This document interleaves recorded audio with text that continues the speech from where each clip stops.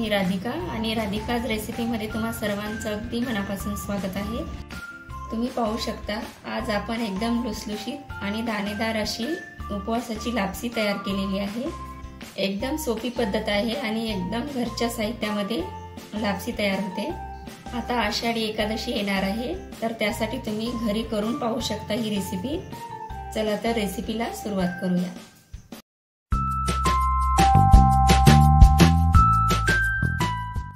आपल्याला आषाढी एकादशी स्पेशल उपवासाची लापसी बनवायची आहे, तर त्यासाठी मी 1 वाटी भगर 15 ते 20 मिनिटांसाठी भिजू घातली होती। आता आपण यातलं पाणी पूर्ण निथळून घेऊया।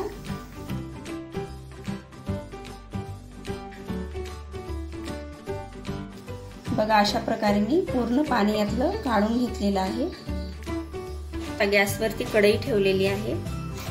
यामध्ये आपल्याला 2 चमचे तूप टाकून घ्यायचं आहे। आपल्याला भगर भाजायची आहे। यामध्ये तूप पूर्ण मेल्ट झाल्यानंतर आपल्याला यामध्ये भगर टाकून घ्यायची आहे। आता यामध्ये आपण भगर टाकून घेऊया।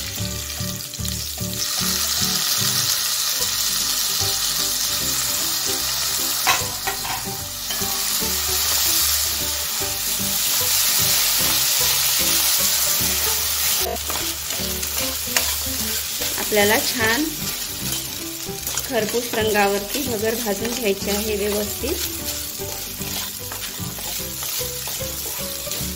तरच उपवासाची लापसी एकदम टेस्टी होते।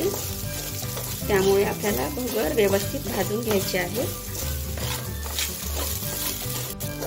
या अगोदर आपण गव्हाची देखील लापसी अपलोड केलेली आहे,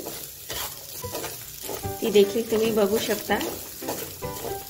तशाच प्रकारची ही उपवासाची लापसी आहे। चवीला एकदम टेस्टी अशी लागते आणि येणाऱ्या आषाढी एकादशीला तुम्ही ही रेसिपी नक्की करून बघा। बघू शकता आपली भगर एकदम छान फुलत आलेली आहे। दाणे दाणे यातले उडत आहेत, बघू शकता। म्हणजेच आपली भगर एकदम छान भाजत आलेली आहे। व्यवस्थित फुललेली देखील आहे, बघू शकता। अशी छान खरपूस रंग येईपर्यंत आपल्याला भगर भाजून घ्यायची आहे।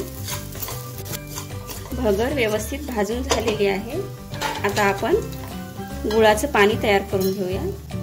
गॅसवरती पातेलं ठेवलेलं आहे। यामध्ये आपल्याला अर्धी वाटी पाणी टाकून घ्यायचं आहे आणि 1 वाटी भगरीला 1 वाटी मी बारीक करून घेतलेला गुळ आहे, हा यामध्ये टाकून घ्यायचा आहे।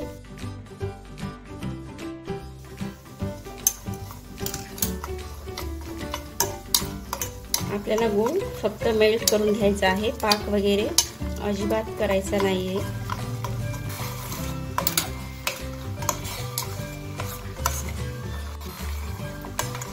बघू शकता गूळ मेल्ट झालेला आहे, थोडेसे खडे बाकी आहे। जवळपास गूळ मेल्ट झालेला आहे। आता आपल्याला हा गूळ गाळून लापसीमध्ये टाकायचा आहे। आपण हा जो गूळ मेल्ट करून घेतलेला आहे तो एका चाळणीने चाळून घेणार आहोत। चाळूनच घ्यायचा आहे शक्यतो, यामध्ये खडे वगैरे गर्दा कचरा वगैरे असू शकतो। आता ही जी आपण भगर लापसीसाठी भाजून घेतलेली आहे, यामध्ये आपल्याला हा गुळाचा पाक टाकून घ्यायचा आहे।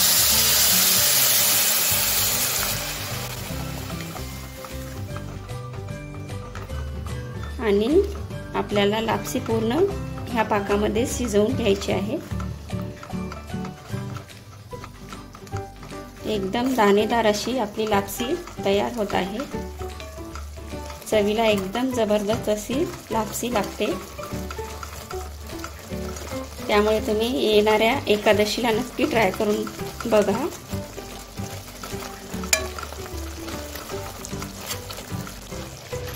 आता आपण 2 ते 3 मिनिटांसाठी वाफवून घेऊया।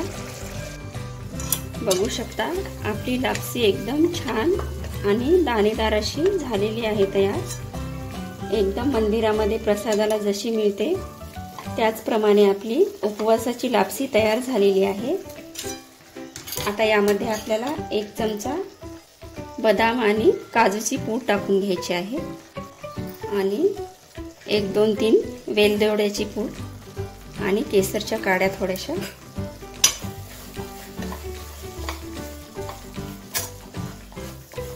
आपली उपवासाची लापसी एकदम छान प्रकारे तयार झालेली आहे। आता आपण लगेच सर्व करायला घेऊया।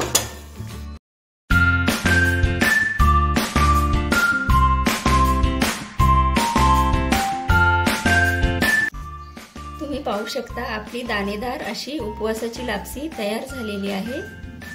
रेसिपी आवडली असेल तर व्हिडिओला लाईक आणि चॅनलला सबस्क्राईब करायला विसरू नका।